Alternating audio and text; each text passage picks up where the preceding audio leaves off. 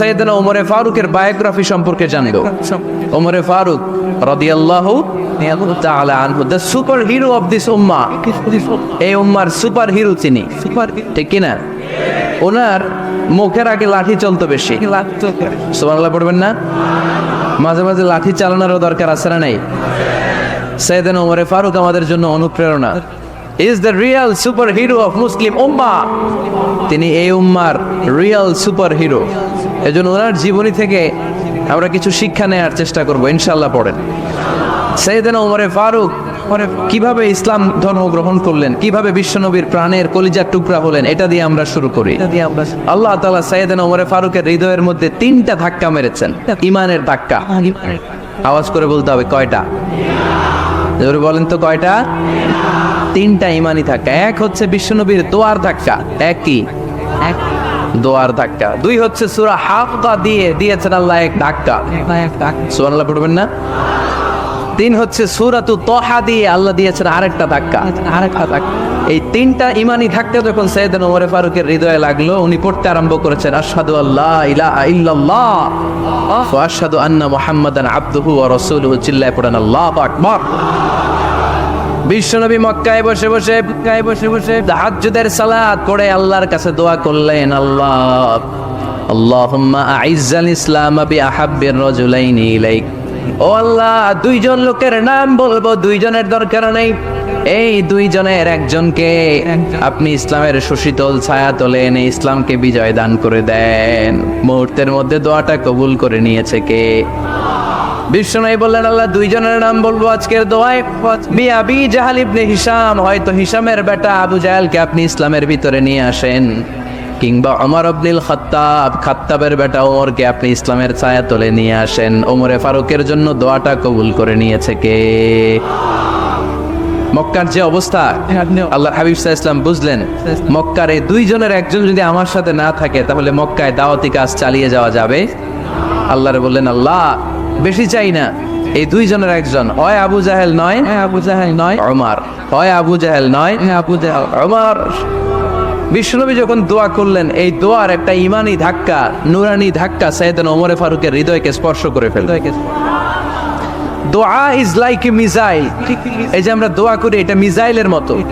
যুদ্ধে মিসাইল হামলা করে না? মিসাইল হামলা করার পরে এই মিসাইল লক্ষ্য বস্তুতে যে ভেদ করে, ঠিক কিনা?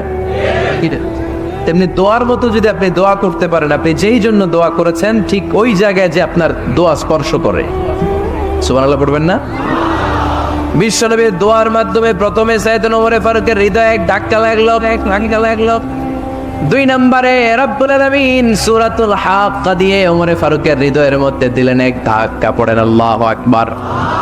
কোরআনের ভেতরে সূরাতুল হাক্কা নামে একটা সূরা আছে না নাই? আল হাক্কাতু মাল হাক্কা ওয়া মা আদরাকা মাল হাক্কা। পড়েন আল্লাহু আকবার। বিশ্বনবী যখন দোয়া করলেন, ওই দোয়া যখন সাইয়েদনা ওমর ফারুকের হৃদয়ে স্পর্শ করলো, সাইয়েদনা ওমর ফারুক সব সময় বিশ্বনবীরে ফলো করতে আরম্ভ করলেন। বিশ্বনবী ডানে গেলে লুকিয়ে লুকিয়ে ওমর ফারুক ডানে যায়, বিশ্বনবী বায়ে গেলে লুকিয়ে লুকিয়ে ওমর ফারুক বায়ে যায়। বিশ্বনবী একবার মসজিদুল হারামে যে নামাজ পড়তে শুরু করলেন, ওমর ফারুক তখন বিশ্বনবীর পিছু পিছু ছদ্মবেশে পেছন থেকে যে বিশ্বনবী কিভাবে নামাজ পড়ে দেখতে শুরু করলেন। বিশ্বনবী ইন দা মিন টাইম এশার নামাজে আল হাক্কাতু মাল হাক্কা তেলাওয়াত শুরু করে দিলেন।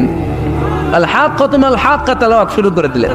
তেলাওয়াত করতে করতে বিশ্বনবী যখন তেলাওয়াত করতেছে, ওমর ফারুক এরকম দুলতেছে আর মজা পাচ্ছে। ওমিয়া বিশ্বনবীর কণ্ঠ বুঝে আমার মতো কণ্ঠ, আপনার মতো কণ্ঠ, আহমদ বিন ইউসুফের কণ্ঠ, আব্দুল বাসুদের কণ্ঠ না?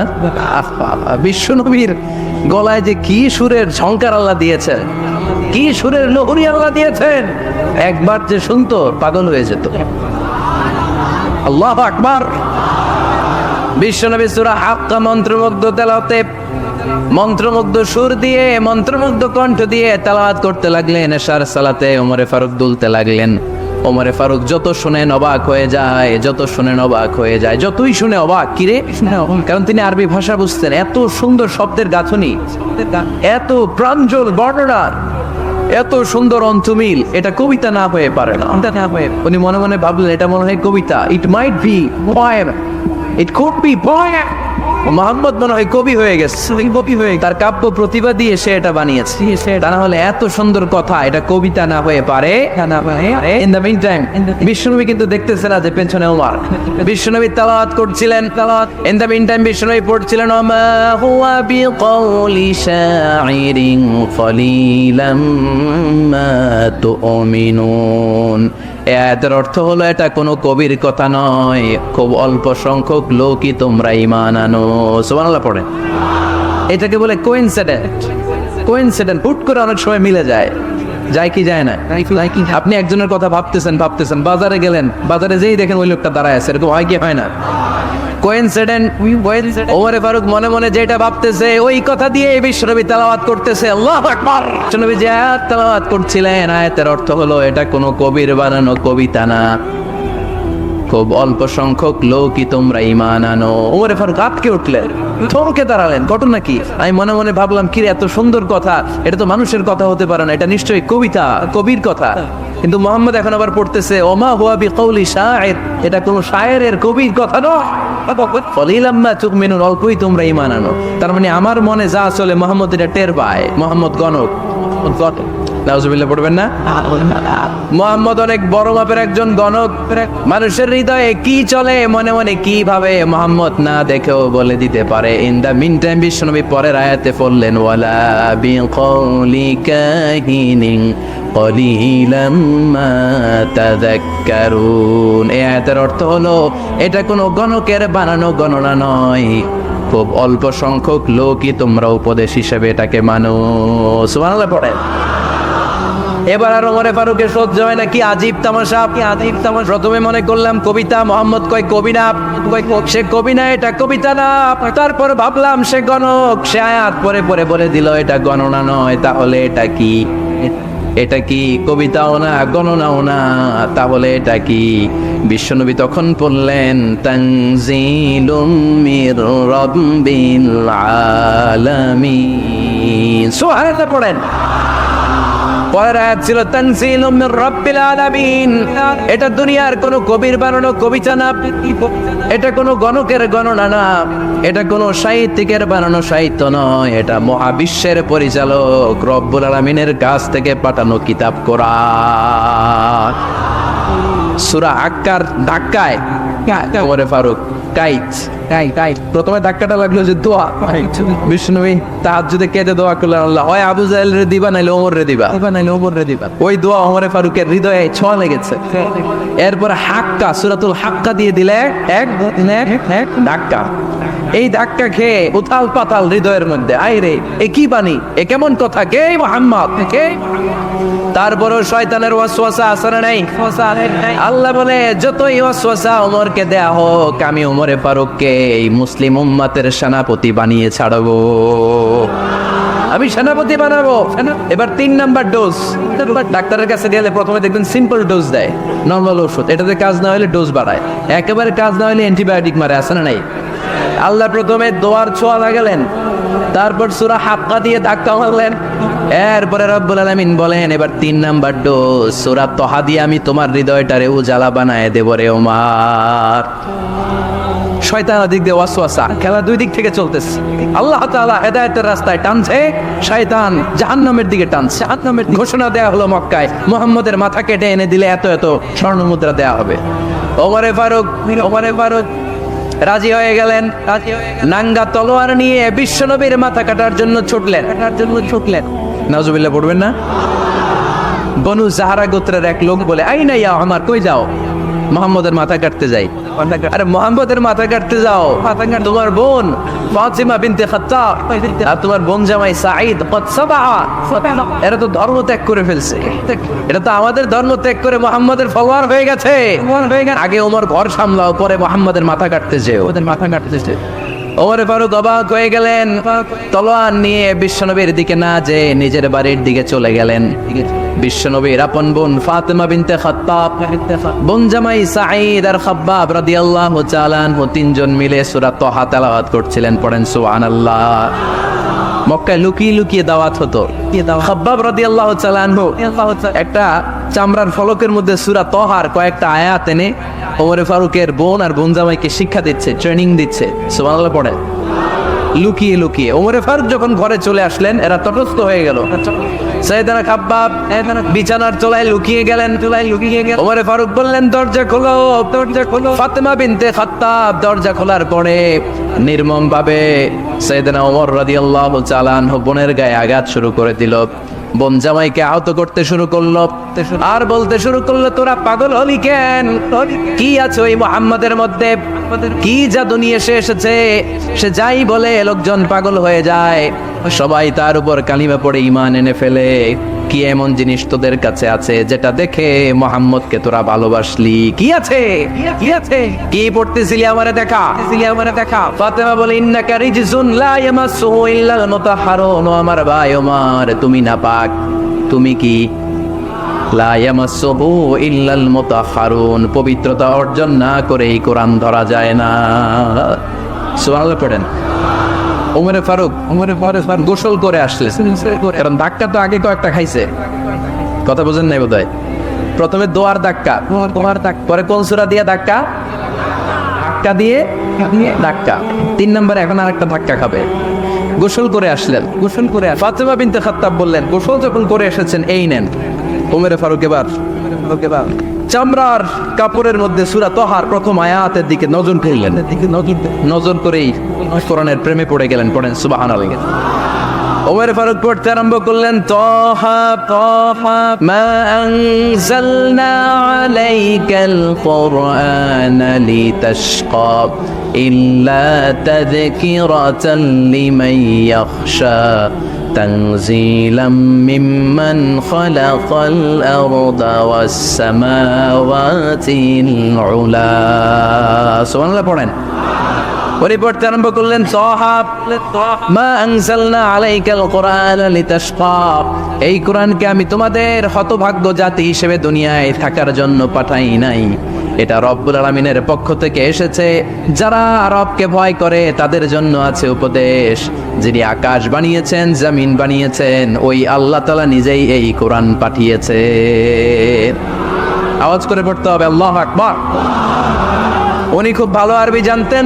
সূরা তাহা পড়ার পরে আর ধৈর্য ধারণ করতে পারে না। ওমর ফারুক ছোট্ট বাচ্চার মতো কান্না শুরু করে দিলেন। আল্লাহু আকবার। সূরা তাহাটা হাতে নিয়ে, তলোয়ারটা হাতে নিয়ে বিশ্বনবীর দিকে ছুটতে আরম্ভ করলেন। আইনা মুহাম্মদ, কোথায় মুহাম্মদ? তোমরা আমাকে মুহাম্মাদের কাছে নিয়ে চলো।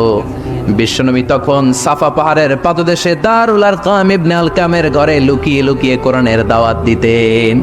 ওমরে ফারুককে পাগলের মতো ছুটে আসতে দেখে বিশ্বনবীর চাচা হামজা ইবনে আব্দুল মুত্তালিব বলল, নবী আপনি পালান। ওই যে খাত্তাবের বেটা ওমর আপনাকে অপমান করার জন্য, আক্রমণ করার জন্য তেড়ে এসেছে। সাহাবীরা বললেন, নবী আপনি পালিয়ে যান, আমরা সামাল দেব। বিশ্বনবী বললেন না, আমি পালাবো না, বরং তোমরা সরে যাও। ওমর ইবনে আল খাত্তাবকে আমার দরবার পর্যন্ত আসতে দাও। আমার তো মনে হচ্ছে ওই যে তাহাজ্জুদের নামাজ শেষে চোখের পানি ছেড়ে যে আমি আল্লাহর কাছে দোয়া করেছি, আজকে আমার ওই দোয়াটা কবুল হতে শুরু করেছে। আমার তো মনে হচ্ছে আমার দোয়া কবুল হবে, আসতে দাও।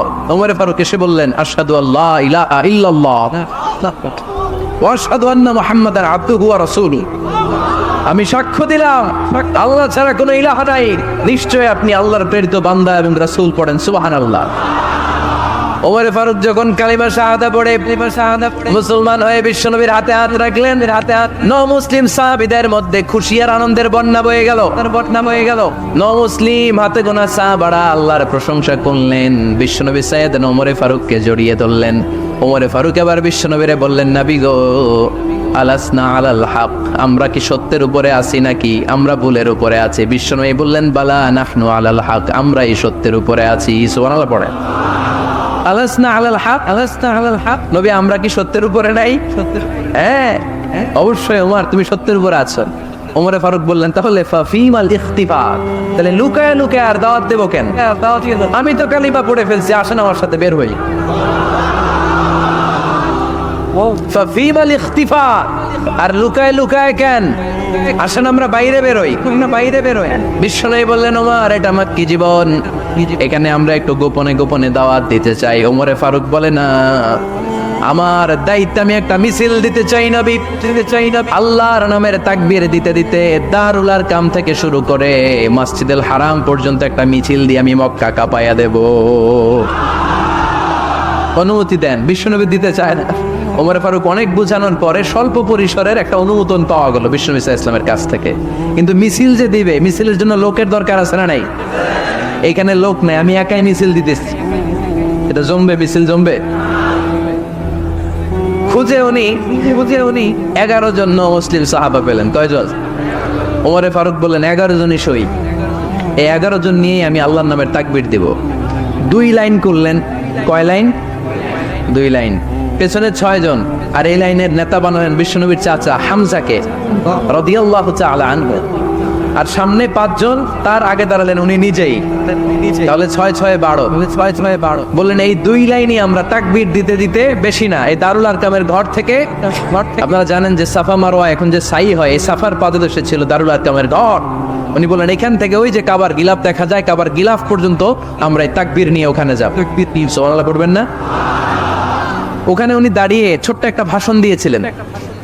উনি বলেছিলেন মান আরাদা আন তাসকুলা উম্মু ওয়া ইয়াতামা ওয়ালাদু ওয়া তারমিলা যাওজাতুহু ফালিয়াসুদ্দানি। খেয়াল করে শুনেন, কান দুইটা খরগোশের কানের মতো খাড়া করেন। উনি এক বাক্যের একটা ভাষণ দিলেন। ভাষণ দিতে জানলে বড় ভাষণ দেয়া লাগে না, এক বাক্যের ভাষণ দিয়ে গোটা বিশ্বকে ঝাঁকুনি মারা যায়। চিল্লায় বলো ঠিক কিনা? ওমর ফারুক এক বাক্যের একটা ছোট্ট ভাষণ দিলেন। মান আরাদা আন তাসকুলা উম্মু, কে আছো মায়ের এই মক্কায়, কে আছো মায়ের বুক খালি করতে চাও? ইয়াতামা ওয়ালাদু, কে আছো বাচ্চাগুলারে, নিজের সন্তানগুলোরে ইয়াতিম বানাতে চাও?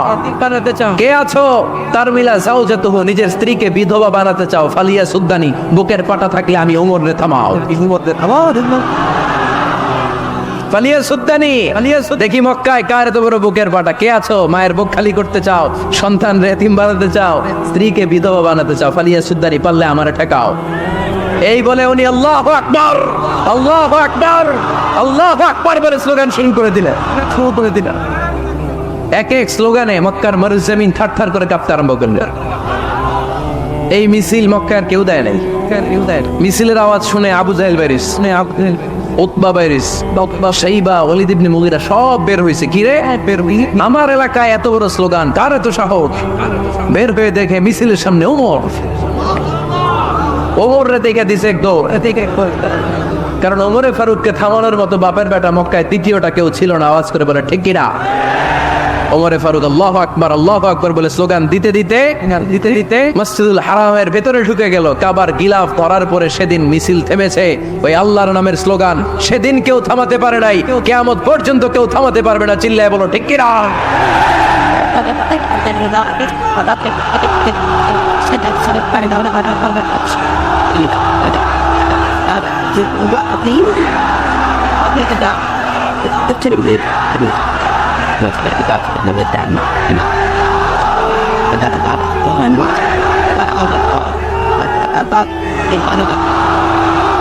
ওই রকম একটা ওমরের দরকার, আমাদের বেশি চাই না। জোরে বলেন ঠিক কিনা?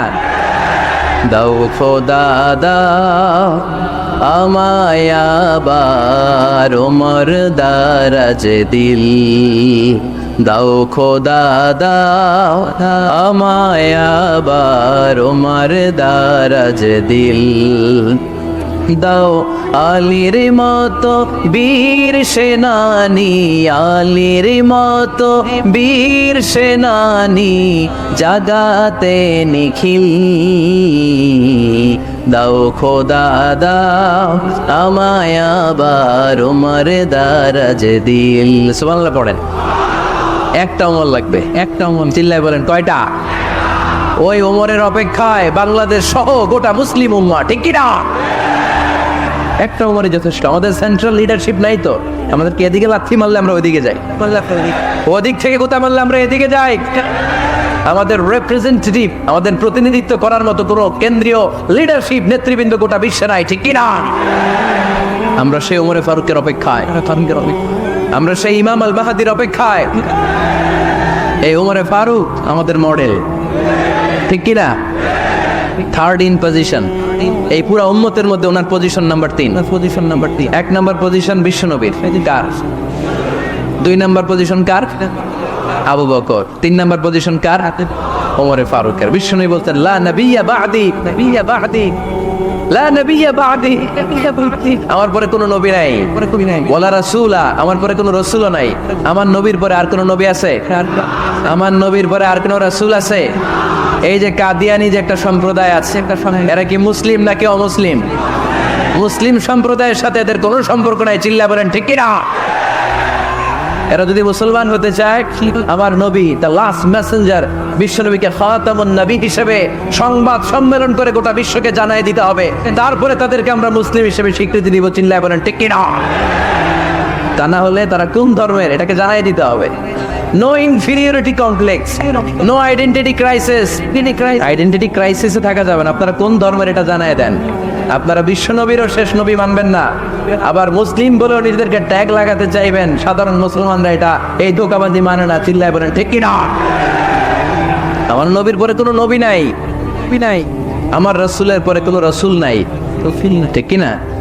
আল্লাহর হাবিব বলতেন লাউ কানা বা'দি নাবিয়্যুন লাকানা উমর, তবে আমার পরে যদি নবী হওয়ার যোগ্যতা কারো থাকে, আমার ওমরের ওই যোগ্যতা আছে। সুবহানাল্লাহ পড়েন।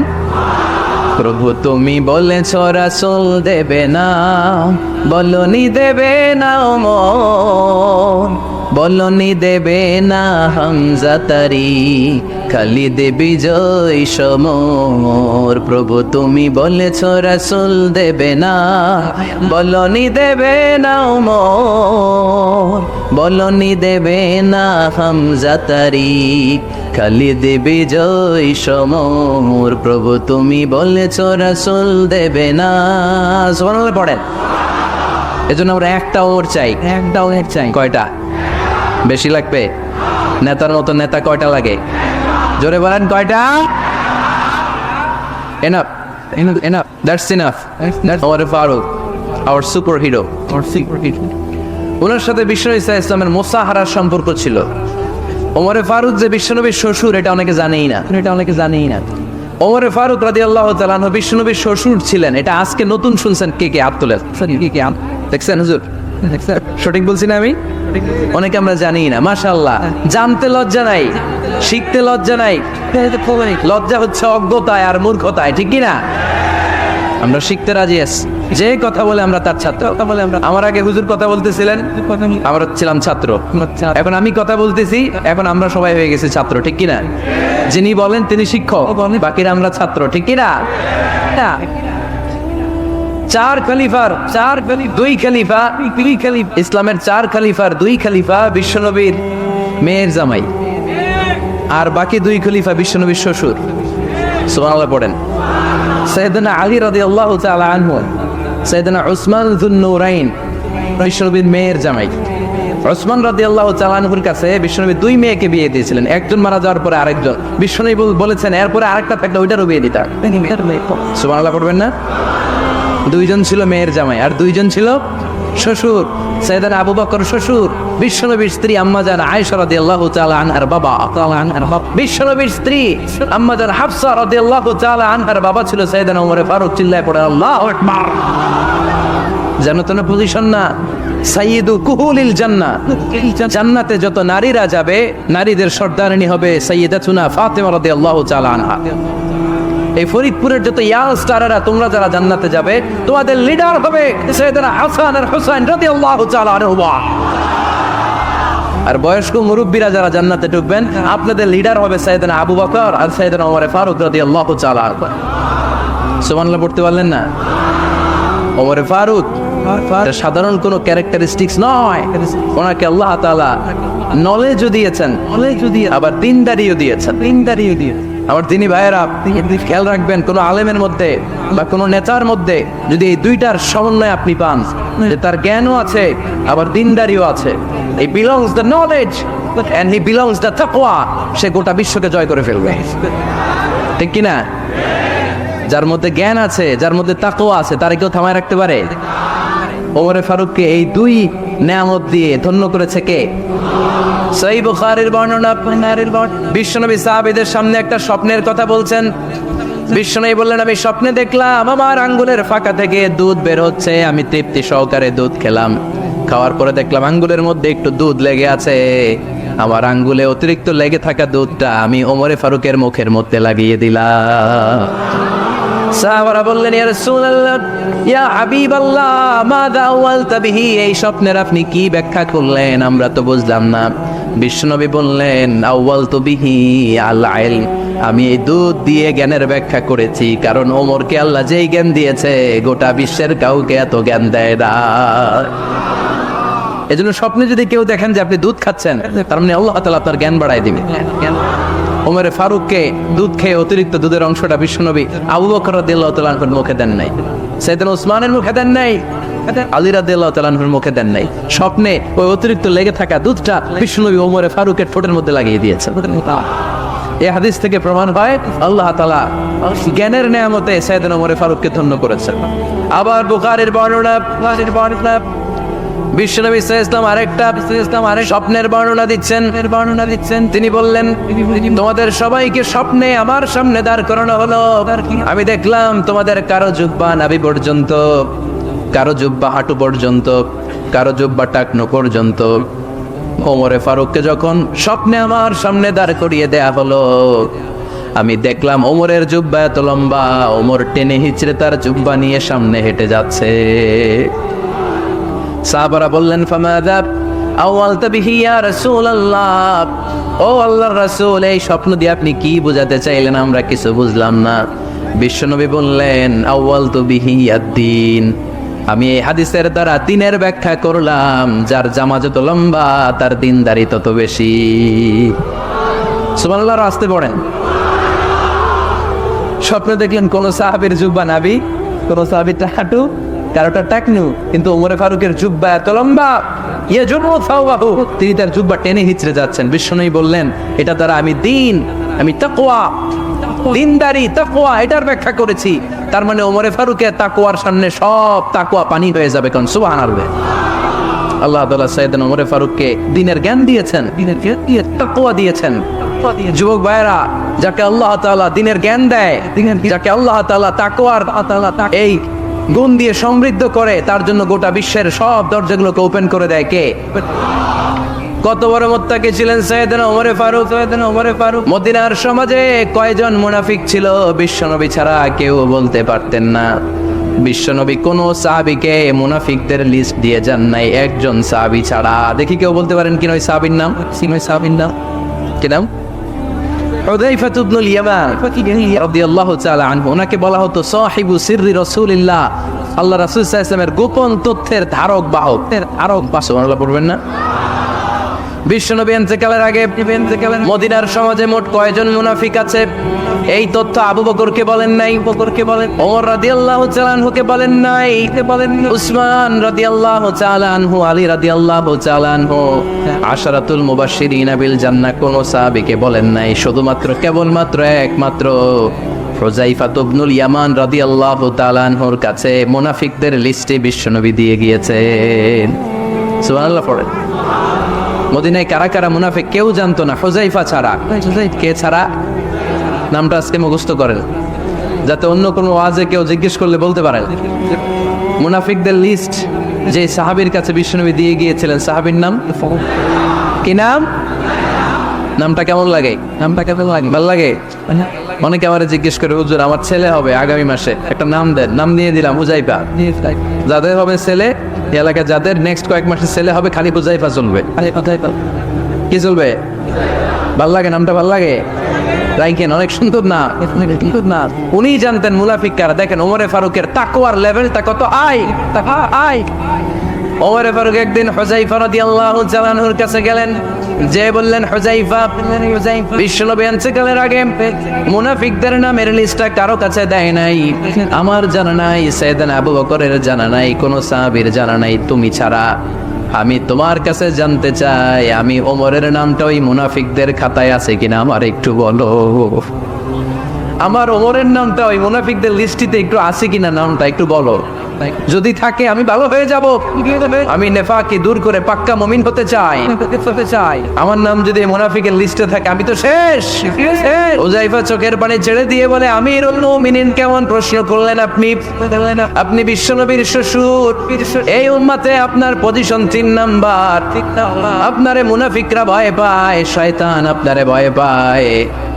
আপনি জান্নাতে সব বয়স্ক লোকদেরকে নিয়ে জান্নাতের মধ্যে আগে আগে ঢুকবেন, কেমন করে মুনাফিকদের কাতারে আপনার নাম থাকতে পারে? ওয়ার সুবহানাল্লাহ পড়ে। কি বিনয়ী, কি তাকওয়া। হুযায়ফাকে যে ধরতেন, হুযায়ফা একটু বলো না আমার নামটা মুনাফিকদের লিস্টিতে আছে কি? মুনাফিকদের লিস্টিতে আছে।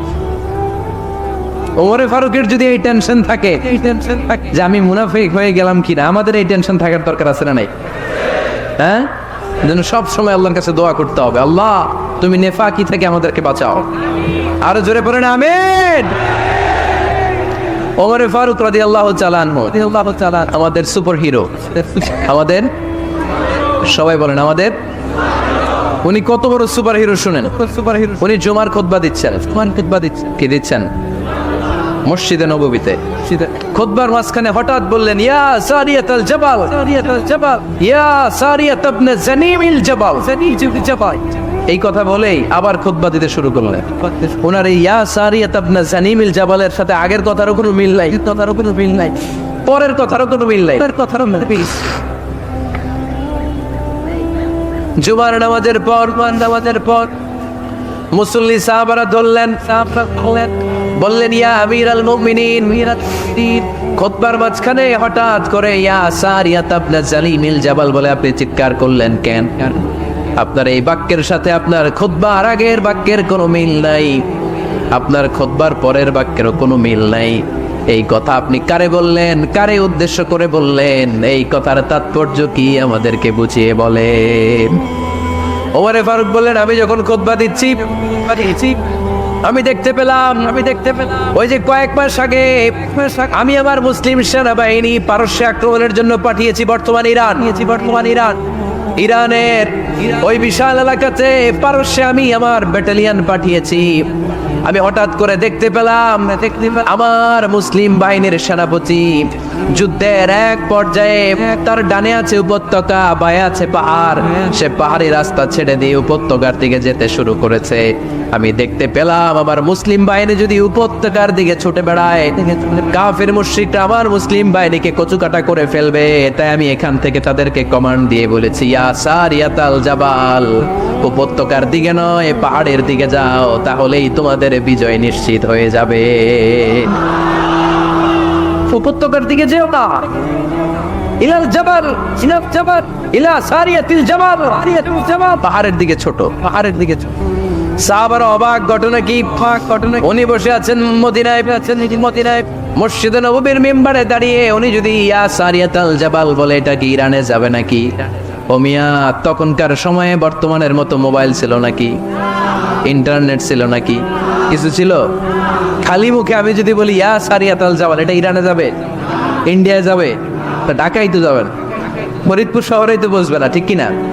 কিন্তু এটা আমিরুল মুমিনিন বিশ্বাসী সাহাবারা বিশ্বাস করে নিল। কিছু মুনাফিক ছিল, এরা কবে না জামেলাস, এটা তো সম্ভব না। এক কাজ করি, এই সেনাপতি যখন বিজয়ী বেশে মদিনায় ফিরে আসবে আর আমরা ধরব।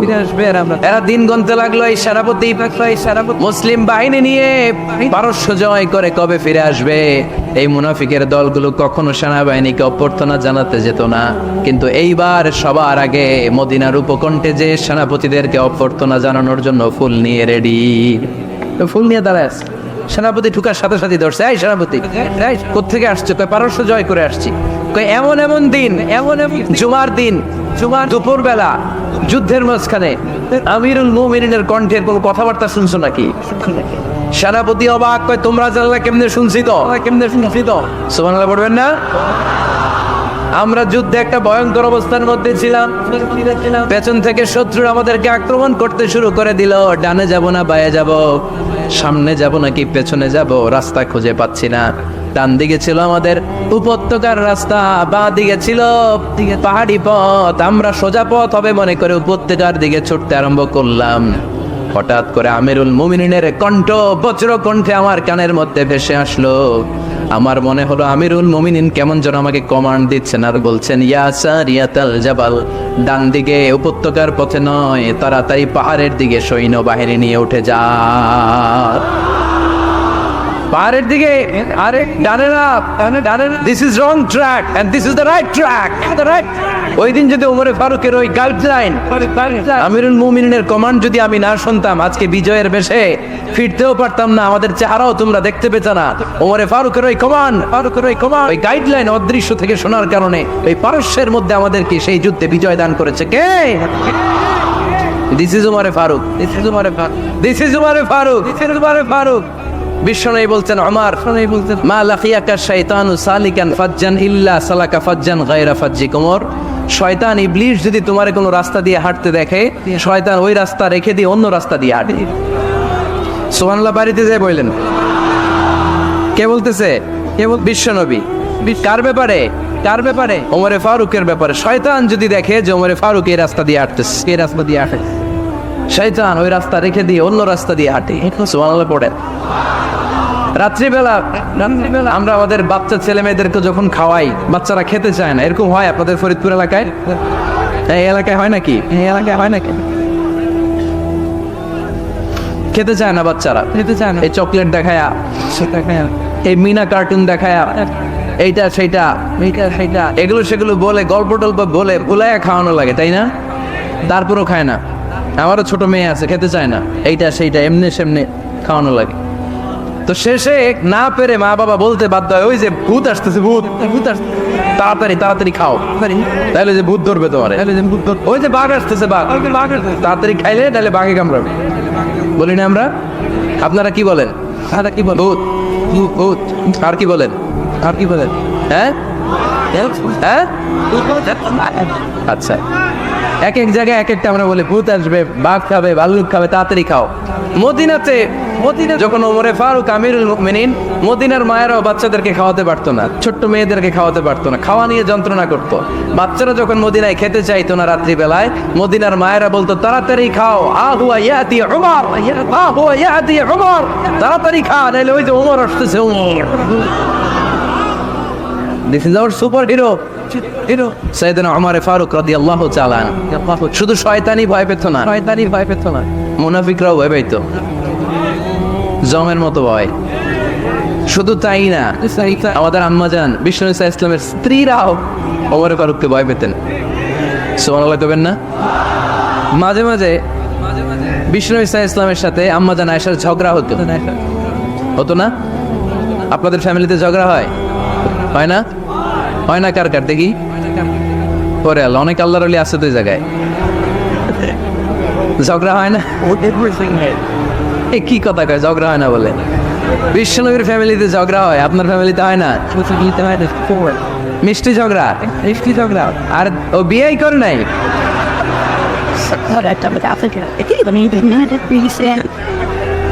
ঝগড়া তো হবেই, দাম্পত্য জীবনের মজাটাই তো এখানে, মজাটাই তো কখনো ঝগড়া, কখনো আনন্দ, একটু বৃষ্টি, একটু রোদ, একটু হাসি, একটু কান্না, ভালো লাগা, ভালোবাসা শেয়ার করে নেয়া, মিলেমিশে একাকার হয়ে যাও, ঠিক কিনা?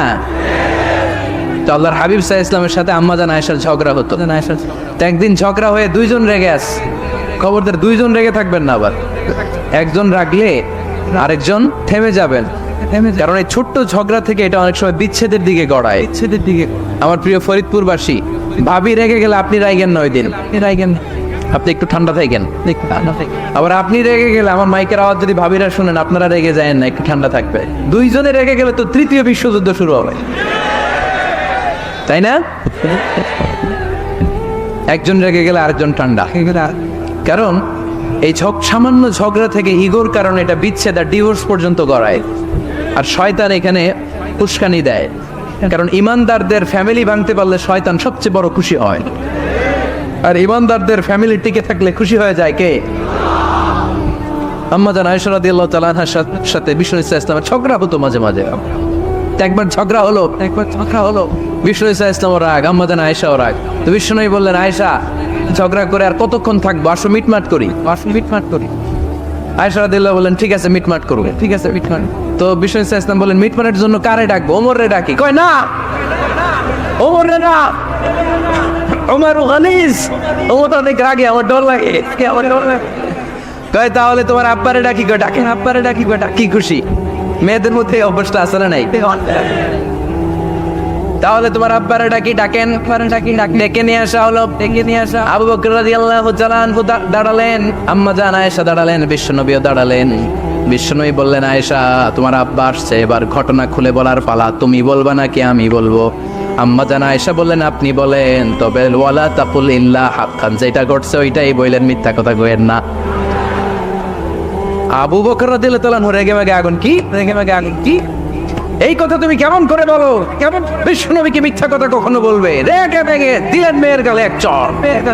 বানিয়ে বলতেছি না, মুসনাদ আহমদ ইবনে হাম্বলের হাদিস। বাবার হাতের থাপ্পড়কে আম্মা জান আয়েশা উল্টে বললেন। সাইয়েদনা আবু বকর রাগে গড়গড় করছেন, আবার মারার জন্য তেড়ে গেলেন। এবার বাঁচার জন্য আম্মা জান আয়েশা বিশ্বনবীর পিছনে যে আশ্রয় নিলেন, বিশ্বনবী বাঁচানোর জন্য দুই হাত মেলে দাঁড়িয়ে গেলেন। পড়েন সুবহানাল্লাহ।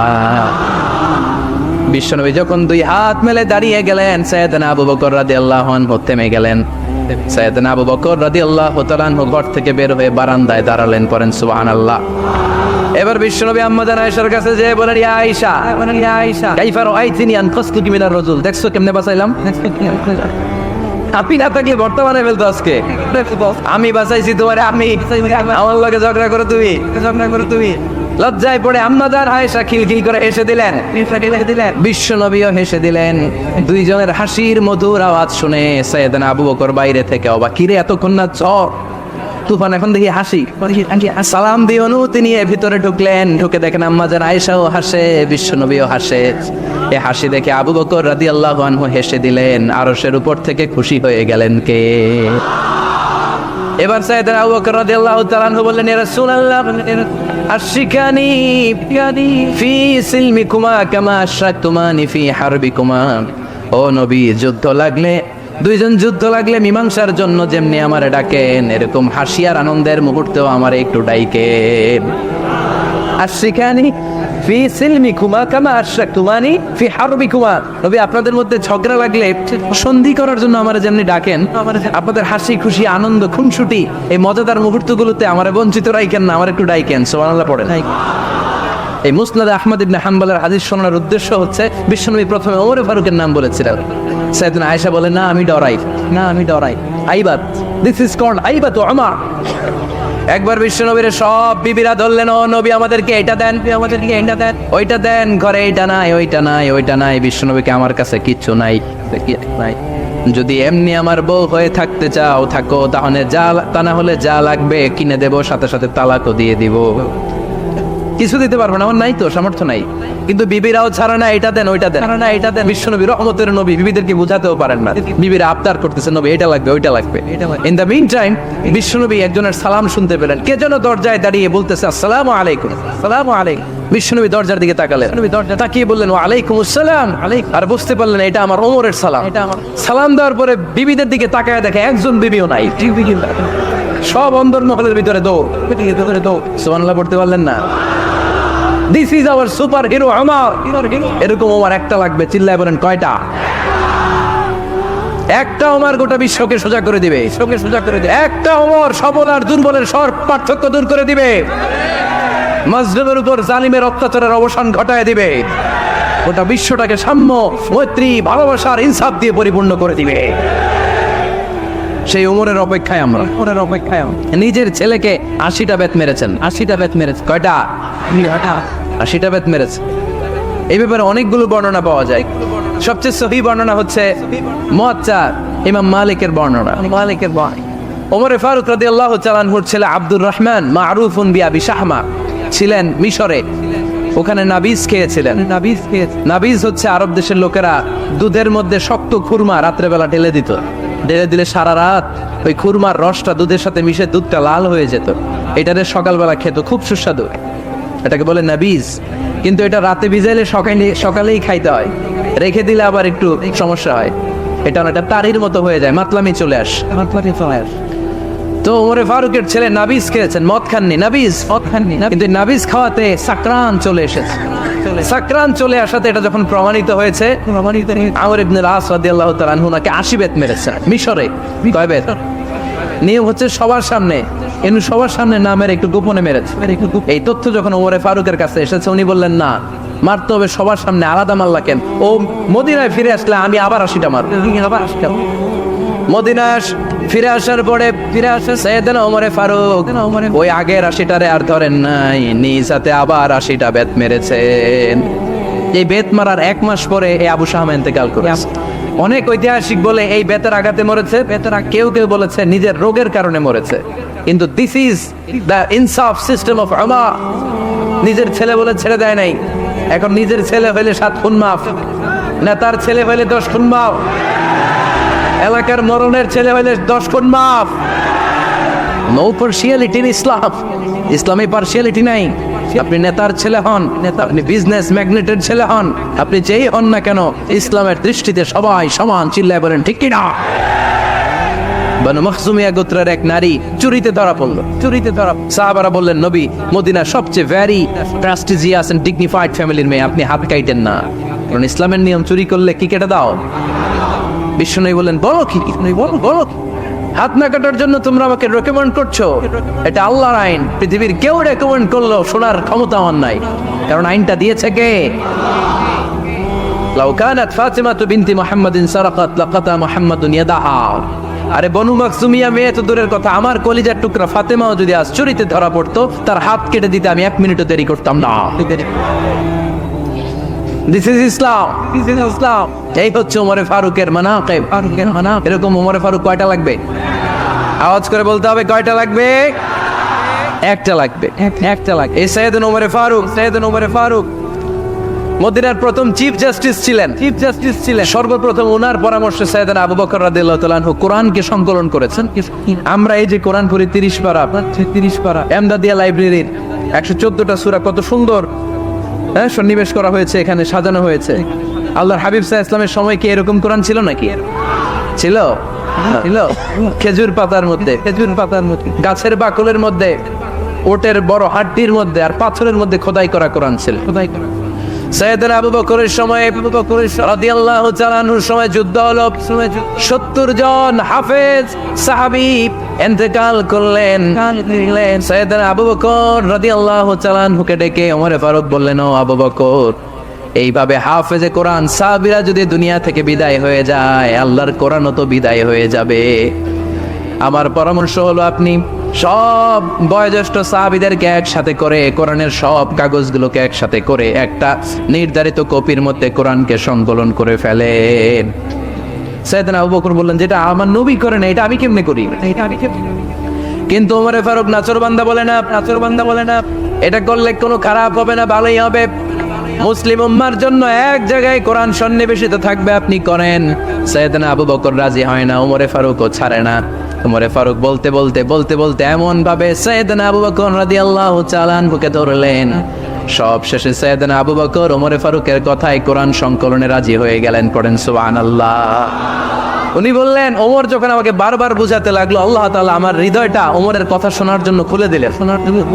আল্লাহ তাআলা কেমন যেন আমাকে ইলহাম করলেন, আবু বকর করো, এই কাজের মধ্য দিয়ে আমি আমার কোরআনকে গোটা বিশ্বে জীবিত রেখে দেব। This is Omar. এই যে আমরা হিজরি সনের যে আমরা গণনা করি, এই হিজরি সনের প্রবর্তক হচ্ছে সাইয়েদনা ওমরে ফারুক। সুবহানাল্লাহ নাই? আপনাদের মনোযোগ আছে না গেছে? কই ঘুমায় গেলেন মনে হয়? তাকবীর দেন তো একজন আওয়াজ করে।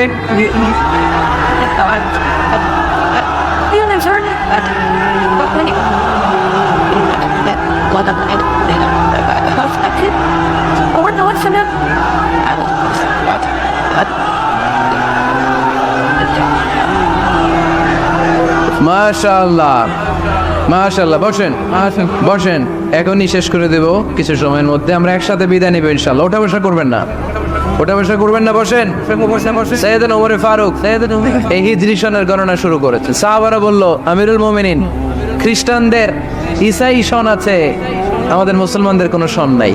আমাদের একটা সন থাকলে আমাদের জিজিয়া নিতে, আমাদের যাকাতের টাকা উত্তোলন করতে অনেক সুবিধা হবে।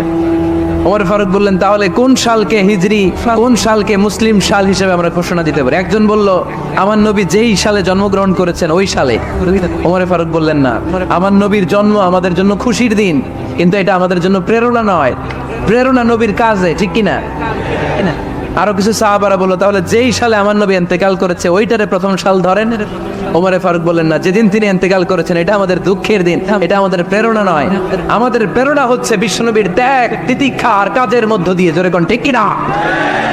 ওমর ফারুক বললেন, যেদিন বিশ্বনবী ইসলাম রক্ষায় নিজের মাতৃভূমি ছেড়ে মক্কা থেকে মদিনায় গিয়েছেন ওই দিনটাকে হিজরি প্রথম দিন ধরে আমরা হিজরি সাল গণনা করে শুরু করে দিব। ওইটাই হচ্ছে হিজরি সন। সেখান থেকে হিজরি সনের প্রবর্তন করেছেন সাইয়েদনা ওমর ফারুক রাদিয়াল্লাহু তাআলা আনহু। এই যে স্টেট গভর্নমেন্ট, এই যে প্রিজন, এই যে জেলখানা, ক্যান্টনমেন্ট, সচিবালয়, গণভবন, বঙ্গভবন, মুক্তিযোদ্ধাদের ভাতা, রাষ্ট্রীয় ভাতা, এই সব নিয়ম কানুন সাইয়েদনা ওমর ফারুক তার রাষ্ট্রীয় আমলে তিনি নিজে করেছেন। চিল্লায় পড়েন আল্লাহু আকবার। মুসলমানদের আলাদা কারেন্সি, নিজস্ব মুদ্রা ব্যবস্থা নিজে চালু করেছেন। সৈনিকদের মধ্যে যারা বিবাহিত প্রতি 6 মাস অন্তর অন্তর 1 মাসের ছুটি কাটাতে তারা ফিরে আসবে। সাইয়েদনা ওমর ফারুক চালু করেছেন। চিল্লায় আওয়াজ করে পড়েন আল্লাহু আকবার। এই যে আমরা 20 রাকাত সালাতুত তারাবি পড়ি রমাদানে, করেন না আপনারা? এটা সাইয়েদনা ওমর ফারুক চালু করেছে। সুবহানাল্লাহ পড়তে পারলেন না? কোরআনে মোট 22টা আয়াত আছে যেখানে সাহাবারা ইনডিসিশনে ভুগছিলেন। বিশ্বনবীর মত একটা, ওমর ফারুকের মত আর একটা। এই 22 জায়গায় আল্লাহ তাআলা বিশ্বনবীর মতের পক্ষে আয়াত নাজিল না করে ওমর ফারুকের মতের পক্ষে কোরআনের আয়াত নাজিল করেছেন। আওয়াজ করে পড়েন আল্লাহু আকবার। এদিকে উঠলেন কেন আপনারা? যারা উঠছেন আমার দিকে তাকান,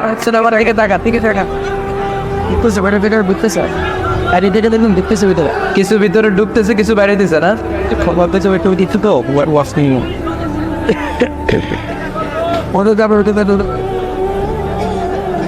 সাইয়েদনা ওমর ফারুক, আমরা সাহাবীদের জীবন চরিত পড়তে চাই না। কত যে অনুপ্রেরণামূলক দৃষ্টান্ত সাইয়েদনা ওমর ফারুক আমাদের জন্য রেখে গিয়েছে। ওমর ফারুক যখন খলিফা, দিনের বেলায় যদি রাষ্ট্রে কোনো নিয়ম জারি করতেন, দিনের বেলায় জনগণকে কোনো বিষয়ে যদি নিষেধ করতেন, রাত্রে বেলায় খাওয়ার সময় ফ্যামিলি মেম্বারদের সবাইকে বলতেন, দিনের বেলা আমি জনগণকে এই কাজ করতে নিষেধ করেছি, তোমরা আমার ফ্যামিলি মেম্বার, খবরদার তোমরা এই কাজ করো না। জনগণ করলে যতটুকু শাস্তি, তোরা করলে পাবি ডবল শাস্তি। সুবহানাল্লাহ কইবেন না? আমাদের নেতারা ওই বাড়ির বিচার করে, ওই বাড়ির মাইয়ার বিচার, ওই বাড়ির পোলার বিচার। নিজের পোলা গাঞ্জা টানে আছে না নাই? নিজের মেয়ে অপরাধ করে আছে না নাই? কি নেতা ছিলেন ওমর ফারুক? আগে নিজের ঘর সামলিয়েছেন, আগে নিজেকে সামলিয়েছেন, নিজের ঘর ঠিক করেছেন। বলেছেন জনগণ করলে যত ব্যাদ, তোরা করলে ডবল ব্যাদ। দিস ইজ কল লিডার, ঠিক কিনা? এক বাবা এসে বললেন, ওমর ফারুক আমার ছেলে কথা শোনে না, বেয়াদব। ওমর ফারুক ছেলেরে ডাকলেন, বাবা তুমি তোমার আব্বাজানের কথা শোনো না, এটা তো কবিরা গুনাহ। ছেলে বলে, ওমর ফারুক সব দায়িত্ব আল্লাহ ছেলে মেয়েদেরকে দিয়েছে, বাবা মাকে কোনো দায়িত্ব দেয় নাই। ওমর ফারুক বললেন, অবশ্যই দায়িত্ব দিয়েছে। তাহলে বলেন আমার বাবার দায়িত্ব কি? উনি বললেন, প্রাইমারিলি প্রথমত 3 দায়িত্ব। আইয়ান তাকিয়া উম্মা, পৃথিবীর প্রতিটি বাবার উচিত ছেলেদের মেয়েদের জন্য ভালো মায়ের ব্যবস্থা করা। 2 নম্বরে আইয়ুহসিনা ইসমা, সুন্দর তার একটা নাম রেখে দেয়া। 3 নম্বর ইউআল্লিমাহুল কিতাব, তার আল্লাহর কিতাব শিক্ষা দেওয়া। এবার ছেলেকে আমার আব্বা 3টার একটাও করে নাই।